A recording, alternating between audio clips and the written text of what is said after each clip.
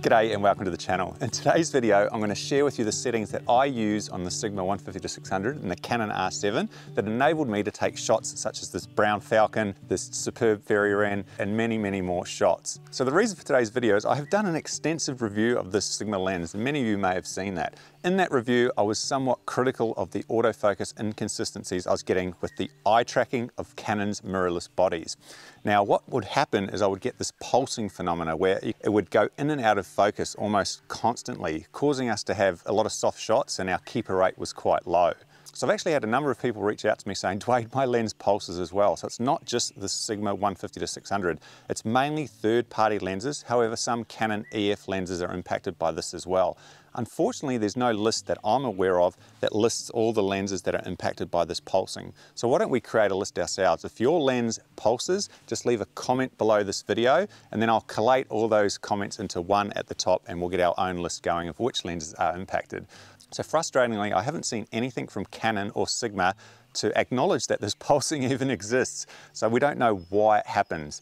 I've got a pretty uneducated guess, and my guess is that when we're in eye tracking or servo mode on these Canon cameras, it's constantly sending messages to the lens based on the movement of the subject. The lens will then try to refocus as the subject is moving, and there's obviously a communication error where the lens can't keep up with the body, and when we lose focus, the lens starts to hunt, trying to reacquire focus, and unfortunately it just seems to be that communication error. So some of you are probably going, well, I've got the Sigma lens, I've never seen it pulse. And that might be because this issue is mainly when you're up close to the subject. So the minimum focus distance of this lens is 2.8 meters. So at 2.8 meters, the pulsing is its most significant, and it lessens the further away we go.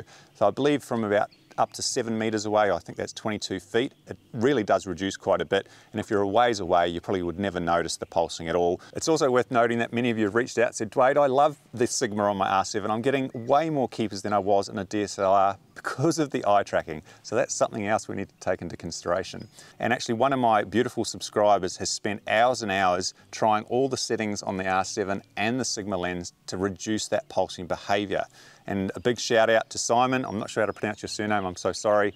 However, Simon shared his settings with me, and I've shared those with you. What I'm going to do is I'm going to actually give those settings a go myself. I'm going to step you through how I've set up the lens, how I've set up the camera. I'm going to do some tests in my backyard, and then I'm going to go out into the field and just photograph lots and lots of birds to see how effective this combination is in the field. I quickly want to acknowledge my mate Brian, who continually lets me borrow this lens to test. It's not mine, so I'm very grateful. Thanks, Brian. Alrighty, so let's update the settings. The first one are the lens settings. Now, to update these settings, you do have to purchase a dock, the Sigma dock. I think it's around $50 or $60. Okay, so once you've got the dock, we need to download and install some software called Sigma's Optimization Pro software. Now, plug in the dock via USB. We then attach the dock to the back of the lens. So that will then allow us to access the settings of the lens. First thing we probably want to do is update the firmware of that lens. I've quickly done that, and the updated firmware that I was using was version 2.03. Now we can update the autofocus settings of this lens. So you're going to have two options, and these correspond with the custom function on the bottom of the lens. So on the lens, you've got custom, it's got off, C1 and C2. C1 and C2 now apply to what we're seeing on the software itself. So what I'm going to do is I'm going to assign the settings that Simon has suggested to the C1. So let's go into C1 first. Okay, so let's start with the autofocus speed setting. There's three options there. There's fast, standard, and smooth. Simon's suggested smooth, but he said standard's not too bad either. We'll leave the focus limiter untouched for this. You can modify that on the lens itself. All right, so in regards to the optical stabilization settings, there are three. I think there's dynamic, standard, and moderate. Dynamic and standard actually stabilize the lens as you're looking through the viewfinder to make it a lot more steady. However, the moderate optical stabilization actually only stabilizes at the point you hit the shutter. The negative impact of that is that your viewfinder is going to be quite shaky when you're hand holding because it's not stabilizing it. To overcome that, obviously you can use a tripod or a monopod. However, Simon suggested moderate, so we're going to dial in moderate. Now, once you've selected those three things, we need to hit the rewrite button in the bottom left there, and that will update the lens with those settings. Okay, so now we've updated the lens settings. I want to update the camera settings, and I'm going to update the autofocus as per what Simon suggested, and I'm going to show you how I set the camera up for dual back button focus. So the first thing we need to go into is the menu, and we need to go into the AF pink menu, and we go into AF1. We need to make sure AF operation is on servo. Now the AF area, this is where I actually have it set up. I have it as spot AF, so I want it as a traditional autofocus to begin with. Subject tracking, I have that off because I actually activate that later with the AF on button. Obviously subject to detect as animals, eye detection's enabled, and when we go switching track subjects, Simon suggests that the best one is initial priority because we want the focus to stay on the bird that we selected first. So that's set. Now we go to AF2. And this is where it has quite a big impact. So we go down to servo 2, which is continue to track subjects, ignoring possible obstacles, and we need to update the tracking sensitivity and the accel-decel tracking. Now with tracking sensitivity, Simon suggests that we go into that and we actually put in +2. He said this didn't have a huge impact, so either of these is probably fine, but he suggested +2. Now we need to go into accel-decel tracking, and this by far has the biggest impact, and we need to go into this and we need to go into -2. This seems to definitely help reduce the pulsing. So make sure that's set. So now that is okay. The last thing in the autofocus is just in autofocus 3. We need to make sure that lens drive when AF and possible is set to on. Alrighty, so the autofocus is set up. Now we need to customize the buttons on the back of the camera to enable dual back button focus. So to do that, we need to go to the orange menu. We need to go to number 3. We hit customize buttons. So now we need to remove AF from the shutter button. So we need to go into that and just select metering start. So the middle one there. So we select that. Now we need to go down to AF on. And if you go down to AF on, we need to select that. We need to look for the little icon that has an I and then the letters AF. That stands for the eye detection AF. So we enable that. That means when we hit AF on, it's going to enable eye tracking, which is what we want. All right, now we go down to the star, and we need to set that up for traditional autofocus. So now we need to go into metering and AF start. So it has that little metering symbol and the AF letters. That is metering and AF start. We select that. Now what that means is if we want to enable traditional autofocus like on a DSLR, we just need to hit the star button and it will focus on wherever our focus point is. And clearly we can move that focus point around with the joystick on the back of the camera. So often the eye tracking will get confused. It'll go to a branch, it'll go somewhere else. We need to take control with that joystick, place the focus point where we want, hit the star button, and it will focus on that point. Alrighty, so to show you how these settings impact the pulsing, let's go back to how it used to be set up. So I'm going to show you how bad it can be. So I'm going to get to 2.8 meters, or just under 9 foot. I'm going to try and focus on the bird by engaging eye tracking. So I'm going to list the settings there so you can see them. Now let's engage eye tracking. Oh, and you can see just how awful the pulsing is. It's just coming in and out of focus and it's really struggling to lock on.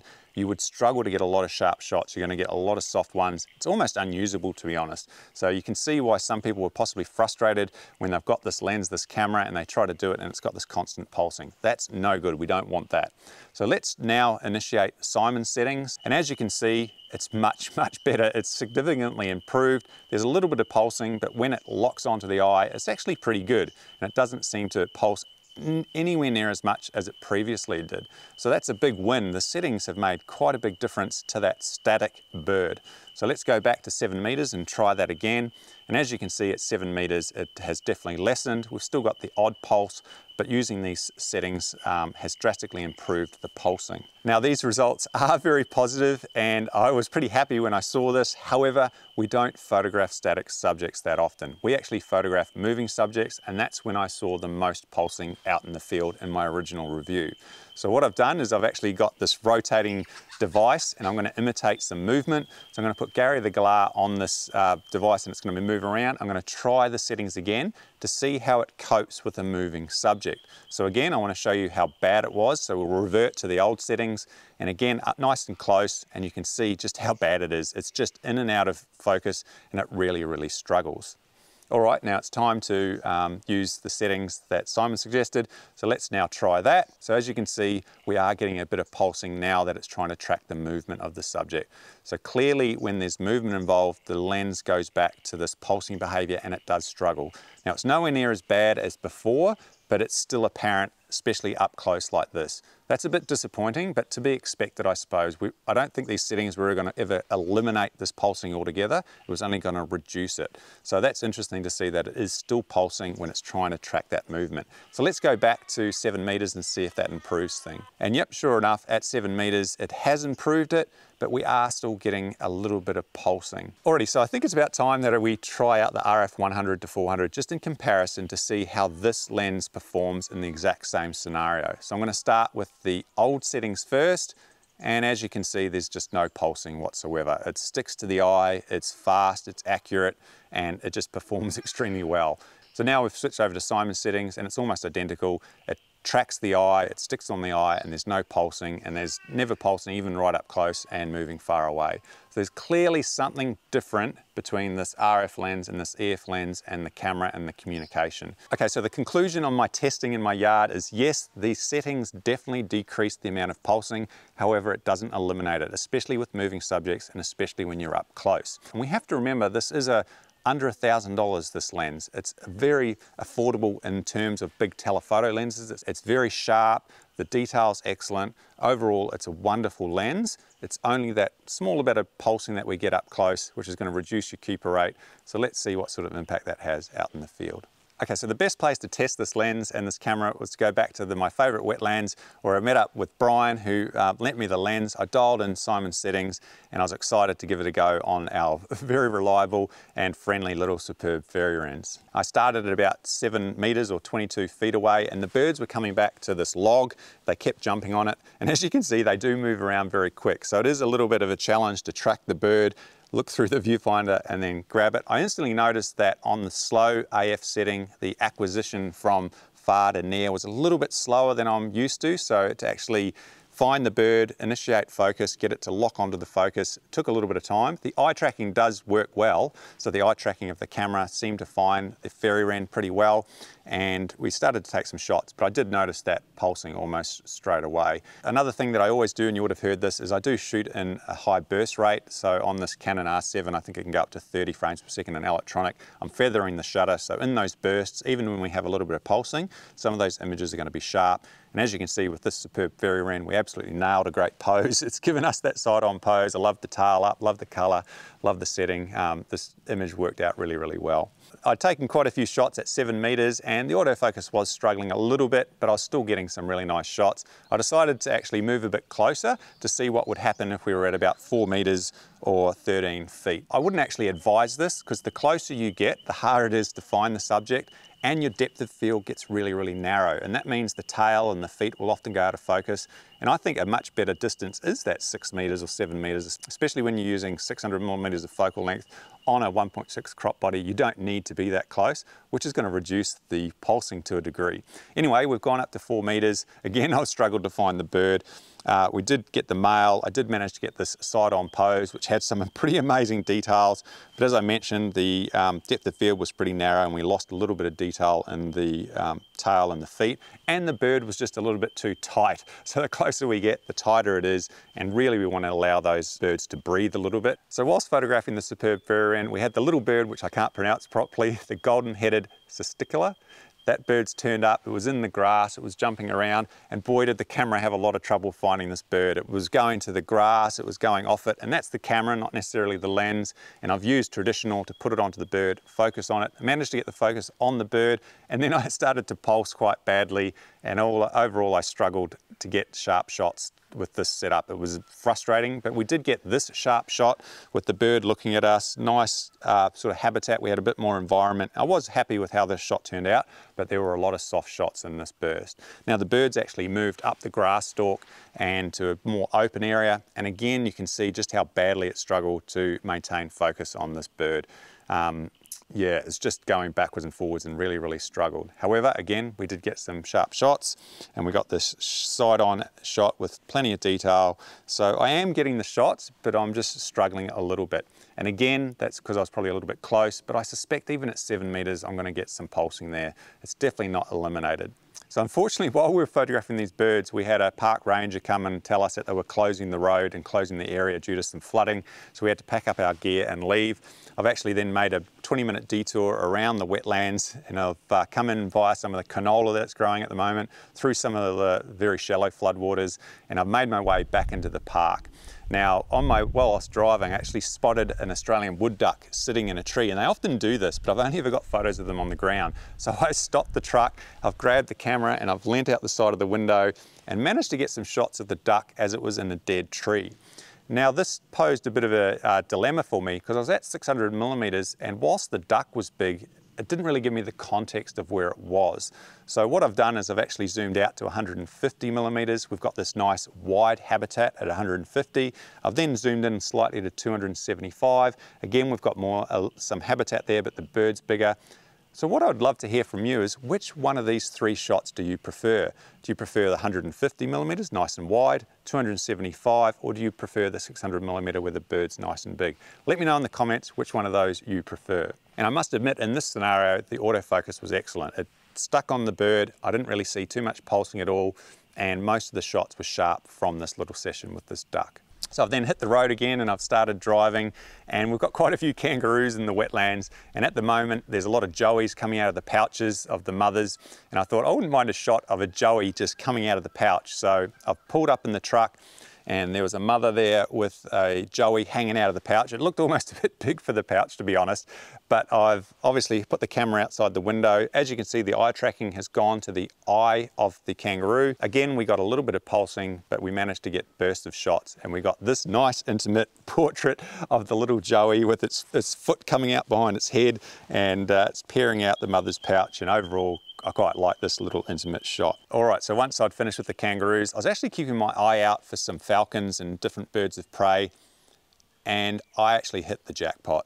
I had a session with some brown falcons that I will remember forever, and it was absolutely amazing. And I want to share that with you now. So I'll let you know what usually happens is when you're driving along, you'll see a brown falcon sitting in the tree. You'll pull up with the truck, and the bird will often look at you, and then if it's feeling a bit uneasy, it flies away. If you get out of the truck, they generally just fly off, and they're often up high and a little bit far from the road, so it's hard to get the detail that you're after. Anyway, I thought I'd take a few shots of this bird. It was a little ways away in the top of the tree. So I'm taking a few shots. So the bird was dropping down, and I'm not sure exactly what it was feeding on, but it started to just going and landing on different trees, and it seemed to be quite settled in this area, which was interesting to me. And then I noticed a second brown falcon not far away, and I believe these two are a pair. So I thought, gee, these birds are actually feeding in this area. I might have better chance here. So I've taken a few shots, then I thought, I'll push my luck and I'll get out of the truck, set up tripod. So they've landed on quite a low tree. Now this was important because that allowed me to put the ranges as my background and not the sky. Because generally, if the bird's high, you've always got blue sky. This now gave me a greenish sort of bush background, and I was excited. It's eating away. I've lined it up, so I'm looking at the bird. It's looking good. I was a fair distance away, but we've got 600 millimeters times 1.6. We've got a field of view of 960. Focus on the bird, and then out of the corner of my eye, I see the second bird coming into land. I've just held down the shutter, taken a burst of shots, and we managed to get this amazing shot. I am so happy with this shot. We've frozen the action as the bird's wings are out. The other birds sort of letting it know what's going on. They're sort of engaging with each other, and we've frozen the moment. These are the sort of behavioral shots that we're going for. This is what we want to capture, some sort of behavior, some sort of interest. And this definitely ticks a lot of boxes for me, and I was so happy. So the birds then flew off, and to my astonishment, one of the birds flew towards me. I couldn't believe it. So, you know, the bird's flown quite reasonably close. I'm not sure what it was, maybe still 10 to 15 meters away from me. But the bird's there, I'm taking some shots. I get some really nice portrait shots, and I'm very, very happy. And then it dawns on me, this bird needs to fly from this perch. It's gonna fly, so I've got to make sure that my shutter speed's nice and high. And what I'm gonna try and do is actually take a burst of shots as the bird leaves the perch to try and get some sort of bird and flight shot. So that's exactly what I did. I waited, and I'm waiting, and the bird, you know, it's sort of hesitant, and you're getting a bit jumpy. You're not sure when the bird's going to fly off. So I'm constantly looking at this bird, And then finally it does. It flies off. I just hold down the eye tracking, I hold down the shutter, and we just take a burst of shots as this falcon leads the perch. Now, of course, whenever we do that, we're always nervous. Was it sharp? Was it sharp? Please be sharp. Please be sharp. So we review the images, and thankfully quite a few of the images were sharp, and I managed to capture that exact moment that the falcon has left the perch. So the first shot I want to share with you, we do have the perch, the falcon's taken off, we've got this amazing wing spread. I almost clipped the top of the wing. What I actually did was actually put a bit of sky from another shot, so it's not quite as tight on the top of that wing. Now, the bird has continued to fly away, and the next dilemma I have is, do I actually just crop out the perch altogether so it looks like it's just a bird in flight shot? So that's what I've done with the 7th frame later, after that first one I showed you. And we now have this bird in flight shot of the brown falcon. Again, we've got a beautiful wing spread. We've got nice, it's nice and sharp. We've got good eye contact. Overall, very, very happy with how this shot turned out. Let me know which one you prefer. Do you prefer the shot with the perch or the shot without the perch? So once those birds flew off, I must admit I got a little bit emotional. I was standing there reflecting just sheer enjoyment and happiness I was feeling at that time. Honestly, wasn't thinking about anything else, and I was just in awe and just standing there going, how amazing is this? I couldn't wipe the smile off my face. And I think this highlights the power of following your creative passion. The key takeaway for me is that if we can spread the joy of wildlife photography to others, other people are going to get to experience what we experience. And I really truly hope that these videos that I put out enable you to get motivated, I suppose, or inspired to head out yourself and have as much joy and happiness as I get from this. So speaking of joy, I had plenty of content for this video, but I thought, why not head out one last time and just get more photos and keep using this kit? So that's what I did. A couple of days later, got up at 4 AM. I met my mate Brian back at the wetlands.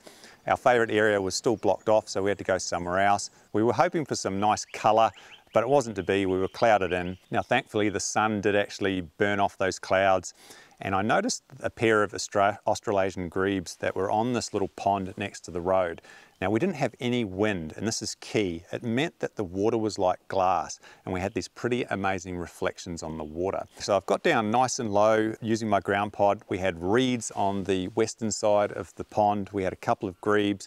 I made sure I had a nice high shutter speed to freeze the action. First few shots I got, the camera did struggle to pick up the bird amongst the reeds, but we did manage to get this action shot of the female as it started rushing through the water. I'm undecided whether that background is distracting or not. Let me know in the comments, but I did like the action with the water coming out. It sort of tells you where that bird is. Now, the AF was a real mixed bag, and I think that's partly the camera, partly the lens, but at times it just couldn't stay on the grebe. It really struggled to get its eye, to be honest. It kept going to its back and then off, then on, and it get confused by reflections, it get confused by reeds. Overall, the AF was a little bit disappointing, to be honest, in this particular scenario. Thankfully, the male came out and it was just chilling out in the middle of the pond. And once it was chilling out, we got those nice reflections. And as you can see, this is probably a good example of how focal length changes how the image looks. So here's a shot at 150 millimeters. As we can see, we've got that little grebe, we've got a great reflection, we've got the trees in the background, and it's a nice wide habitat shot. Now, just by zooming in to 600 millimeters, it drastically changes the look of the image. It sort of compresses that background, and the background appears to go out of focus. The bird is now detailed and sharp. We've got a great reflection, great color, and again, I really like this shot. So it just goes to show that that extra couple hundred millimeters of focal length of the Sigma 600 is pretty important, and it does change the look of your image, and that's probably why this lens is so attractive, is because it's a 600 millimeter lens. All right, so we headed up to another patch of bush, and we actually ran into another photographer and YouTuber up there. His name's Derek. He's reached out to me before, and he's an anti-kindness expert. I had a chat with him for quite some time, and he shared his extensive knowledge. I'll leave a link in the description to his channel, and he was very, very helpful to us, letting us know where some birds were. So first thing he let us know about was some tree martins and welcome swallows were actually building nests, and there was a little bit of water on the track, and they were landing next to the water, picking up the mud and different materials and then flying back. That's exactly what we did. We just laid down on the hard road. I wish I'd had a mat with me because it was very hard. And we just laid there, and sure enough, the little martins and swallows didn't really mind us, and they were coming in, collecting their nesting material, and then off they went. The first one was this welcome swallow. I quite liked that. We got a reflection. You can see all the mud on its bill, and then off it went. Again, the autofocus struggled at times to pick up these birds, and it was pulsing a bit. And something happened which is really interesting. When I was reviewing the images, I managed to capture a shot which highlights the slow readout speed of the R7 and electronic shutter. So if you're not aware, when we're in electronic shutter, it's actually not taking one single image at a time. It's actually reading line by line and then creating the image for us. And you can see in this image, see if you can spot the problem with this image. So on the right hand side there, you've got a bird. Look at its wings positions, and now look at the wing position of the bird in the reflection. So what's happened is, as we've taken the shot, it's recorded the bird at the top of the frame with its wing position. By the time it's got down to the reflection, the wings have actually changed position. So in that short amount of time, the readout speed, the wing position has changed, which is quite a hard case to see it, but you can see how that can cause issues if you're doing some sort of movement like a wing or a bat or ball or whatever. So that's often the issue we get with slow readout, is we get these weird things going on in our images. So I wanted a shot of a tree martin because I don't have many shots of them, and this bird turned up with a massive leaf in its mouth. Obviously it uses it in its nest building, but it was pretty big. I was happy to capture that shot. So we've got a few shots with those martins, and Derek actually let us know about a tawny frogmouth that he had spotted whilst walking around. And these birds are notoriously difficult to find because they literally blend in with the tree and you just can't see them. So Derek's obviously got much better eyes than I do, and he had spotted this bird and he took it to us and he said, there it is. And I'm looking going, where is it? And here's a wide shot. See if you can spot the bird. Can you see it? Can you see the tawny frogmouth in the tree? Let's go a little bit closer. Can you see it now? And finally a little bit closer. So the bird does a wonderful job in camouflage, and they are able to sit perfectly still. And so these birds are nocturnal, so they come out at night and then they obviously rest during the day, but they don't go into a hollow like an owl does. They actually sit on branches and just blend in with their environment. So it was pretty cool that that bird was there. We had to try and find a spot that allowed us a view without obstructions and without leaves and things. There was only really one spot which allowed that. I actually didn't have my tripod with me because I'd been using the ground pod, so I was hand holding, and I've actually decided to shoot at a low shutter speed to see what my keeper rate would be. So I'm pointing at the bird. The bird has actually looked at us, so we had a little bit of eye contact, and I've madly hit the shutter. I was actually at 1/125th of a second, which is really, really slow, especially for this big lens, this long lens, this heavy lens. I struggled to get any sharp shots, and I should have known that. So we did manage to get a sharp shot at 1/125th of a second, and I love this shot. I'm so happy with this. We've got great detail, we've got eye contact, we've got that nice bush setting. It's probably my best frogmouth shot that I've got. So thank you very much, Derek, for letting us know where it was. I'm over the moon with it. But I knew I had to use a higher shutter speed, so I've gone to 2/50th of a second. That increased my keeper rate up to 34%, which still wasn't great. So I thought I have to go and get my tripod if I want to take any video or keep shooting this. So I've run back to the truck, got my tripod, come back, and as soon as I took a burst on the tripod, guess what my keeper rate was? It went from 34% up to 84%, which is pretty incredible. It just goes to show that using a tripod and a monopod, for me at least, drastically increases my keepers, mainly because I just can't keep it steady, these heavy lenses, for long periods of time. So my two wonderful field sessions had come to an end. I said goodbye to Derek and Brian. And on reflection, I got a lot of really good shots. It's pretty amazing what this combo is capable of. For longer, further away subjects like that brown falcon and the woodduck in the tree, didn't really have too many issues at all. It was quite sharp and the autofocus performed well. Now the autofocus obviously did struggle the closer I got and the more things were in the way. So with grass and reeds and even the swallows and that, we did have some issues. However, again, shooting in high burst rate enabled us to get a lot of keepers. And again, if you don't shoot up close, then you might not have those issues. So overall, thank you very much to Simon who shared those settings with us. I hope you find the settings useful. It definitely reduces the pulsing. It doesn't eliminate it, but it definitely helps. And it's a real shame that Canon have actually blocked Sigma and Tamron from producing an RF version of this lens, because I reckon it would be amazing. I'm sure they would overcome that pulsing issue. So, you know, that's a real shame. Canon, open it up, please. Let us have access to these third-party lenses, but I can't see that happening. So at the moment, we're going to have to use the EF version. We're going to have to put up with that pulsing, or maybe the RF 100 to 400. I did do a review of lots of other lenses for the R7, so if you are thinking, what lens should I get? Check out that video. I reviewed 6 different lenses for this camera, so you might find that helpful. So overall, thanks again, Brian. A wonderful time. Thanks again, Simon. And I hope you enjoyed this video. Let me know in the comments, which images did you like? How are you finding the lens? Did it help you?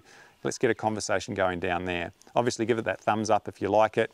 Thanks to all the members that directly support the channel. If you're not aware, for the price of less than a cup of coffee per month, you can support the channel directly, and it allows me to continue making videos like this, which I love to do.